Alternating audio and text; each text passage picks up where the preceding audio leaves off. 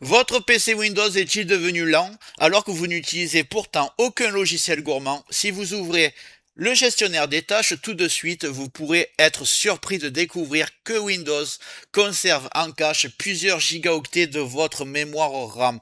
Je vais vous présenter une technique. En un seul clic, je peux faire passer cette mémoire en cache d'un gigaoctet à seulement quelques mégaoctets pour rendre votre ordinateur plus rapide.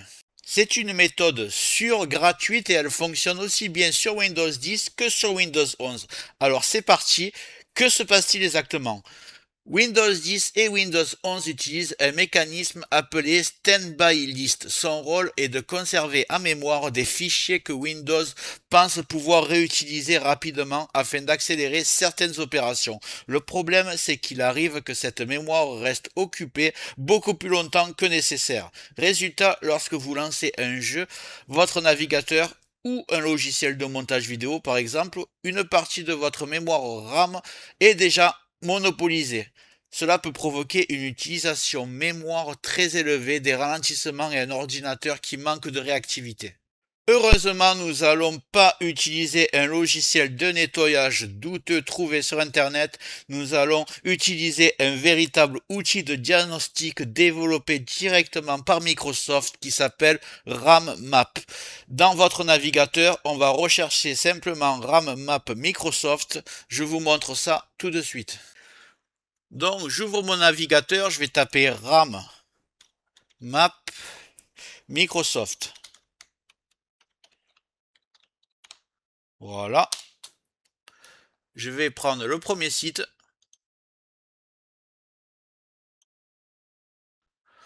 Vous allez descendre et vous allez cliquer ici, RAM Map, et en cliquant, le téléchargement se lance. Je l'ai téléchargé 2 fois. Vous allez ouvrir votre dossier de téléchargement. Là,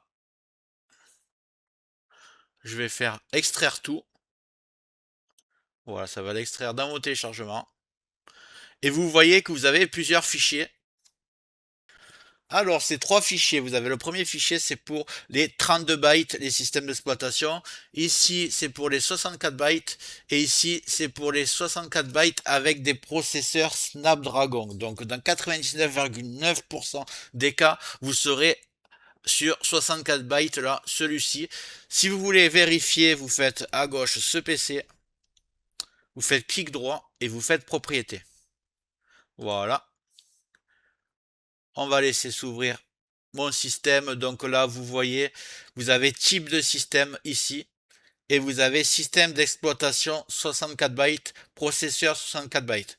Donc voilà. Faites pas attention, j'ai que 4 Go de RAM parce que c'est un PC qui me sert qu'à filmer mes vidéos. Je fais aucun montage dessus.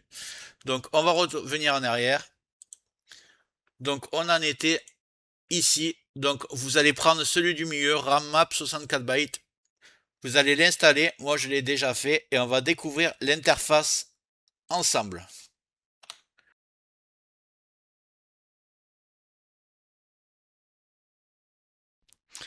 L'interface peut sembler impressionnante au premier abord, mais nous allons uniquement utiliser une seule fonction. Avant de continuer, ouvrons le gestionnaire des tâches ensemble.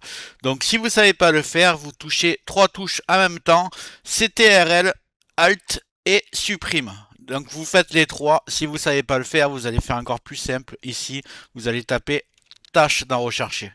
Là, vous faites gestionnaire des tâches et vous avez le même résultat. Le gestionnaire des tâches va s'ouvrir.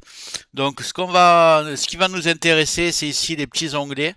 Et vous avez un onglet qui est niveau de performance. Vous cliquez dessus. Et là, vous avez processeur, disque, Wi-Fi. Donc, on va aller dans mémoire.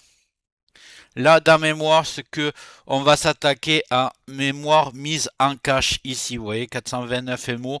Vous allez sûrement avoir beaucoup plus, parce que moi, c'est une installation très récente de Windows. J'ai pratiquement pas de logiciel qui tourne en arrière-plan. Je vais vous demander une petite chose. Vous allez noter ici, mise en cache, combien vous avez. et vous allez me dire après dans les commentaires comment vous avez avant et comment vous avez après. Comme ça, tous les utilisateurs pourront comparer et vous verrez à quel point c'est efficace. Donc, ce que je vais faire, c'est que une fois que vous avez tout noté, vous allez faire empty. Ici, donc, c'est en anglais, mais c'est vraiment très simple, ça veut dire vider. Donc, empty standby list. Donc, je vais cliquer dessus, juste une fois. Et là, on peut voir que je suis déjà passé à 145 alors que j'étais à 460. Vous, je pense que vous avez beaucoup plus que ça. Vous allez me dire dans les commentaires. Et vous avez vu que ce logiciel, il ne s'installe même pas sur votre ordinateur. C'est juste un petit outil. Si vous voulez un jour le relancer, vous allez dans mon téléchargement et vous le relancez par ici. La quantité récupérée varie selon les PC, selon le temps écoulé depuis le dernier démarrage. Si vous venez d'allumer votre ordinateur, la différence sera souvent faible. En revanche, si votre PC reste allumé plusieurs jours ou si vous utilisez régulièrement des jeux, des logiciels de montage ou des machines virtuelles, cette mémoire peut s'accumuler progressivement. Il est important de préciser que Windows gère normalement cette mémoire automatiquement. Cependant, il arrive que la standby list conserve une quantité importante de mémoire pendant plus longtemps que nécessaire. Vider ce cache peut alors rendre le système plus réactif dans certaines situations, notamment avant de lancer un jeu ou une application très gourmande. Cette manipulation est totalement sûre puisqu'elle utilise un logiciel, un outil officiel développé par Microsoft à des fins de diagnostic. Elle ne supprime bien évidemment aucun fichier personnel, ne modifie pas Windows et ne présente aucun risque pour votre ordinateur. Si vous souhaitez refaire cette opération plus tard, il vous suffira alors de relancer RAM Map et de sélectionner Empty Standby List. Comme toujours, je vous recommande d'utiliser cette méthode uniquement lorsque vous constatez un réel ralentissement, une consommation importante de la mémoire cache. J'espère que cette astuce vous sera utile. N'hésite pas à me dire dans les commentaires si je parle assez doucement, si mes explications sont assez claires pour toi. J'essaye à m'adapter à tous les niveaux des utilisateurs. N'oublie pas de mettre un j'aime si tu as aimé cette vidéo et surtout abonne-toi parce qu'il y a énormément de vidéos pour améliorer ton PC qui vont suivre et la cloche en dessous de la vidéo pour être notifié à chaque fois qu'une nouvelle vidéo va sortir. Et je te dis à très bientôt et je te remercie énormément d'être passé sur ma chaîne. À plus.